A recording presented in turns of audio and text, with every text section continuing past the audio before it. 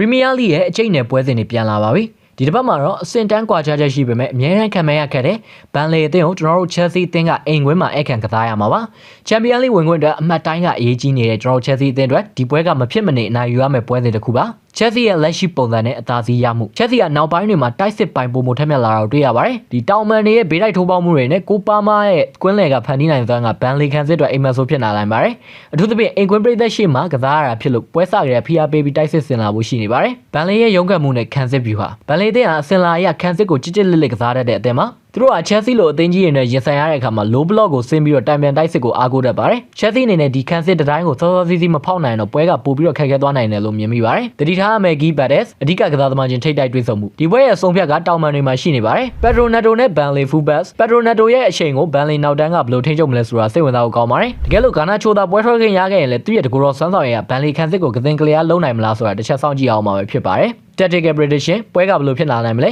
Chelsea ကဘောလုံးပိုင်ဆိုင်မှုအသာစီးယူပြီးတော့ပွဲကိုထိန်းချုပ်ကစားပါလိမ့်မယ်။ Burnley ကတော့ set piece ပြစ်ဒဏ်ဘောတွေနဲ့တောင်းကန်ဘောတွေကနေတဆင့်ဂိုးရဖို့ကြိုးစားလာမှာပါ။ Chelsea အတွက်အဓိကကတော့အခွင့်အရေးရရင်အပိုင်ဆုံးသက်နိုင်ဖို့ပါပဲ။အမှားရွက်တစ်ခုကအဖို့တန်သုံးမှတ်ကိုဆုံးရှုံးစေနိုင်ပါတယ်။ကဲဒီက Brother of Stamford Bridge မှာကစားမယ်ဒီပွဲမှာ Chelsea ကဂိုးပြတ်နိုင်မလားဒါမှမဟုတ် Burnley ကအမှတ်ခွဲယူသွားမလားဆိုတော့ဘယ်လိုမြင်နေရှိကြလဲတစ်ချက်မျှဝေပေးသွားပါအောင်ကျွန်တော်အမြင်ကတော့ Chelsea က2ဂိုးမရှိဒါမှမဟုတ်3ဂိုး1ဂိုးနဲ့ဒီပွဲကိုနိုင်လိမ့်မယ်လို့ခန့်မှန်းမိပါတယ်။ Brother ရဲ့ခန့်မှန်းချက်တွေကိုလည်း comment မှာရေးသွားလို့ရပါတယ်။စိတ်ပါဝင်စားလို့ဘောလုံးပွဲတွေကောက်ဖောက်စော်ကစားခြင်းနဲ့ဆိုတော့ Viber Telegram ဖုန်းနံပါတ်399689888455ကို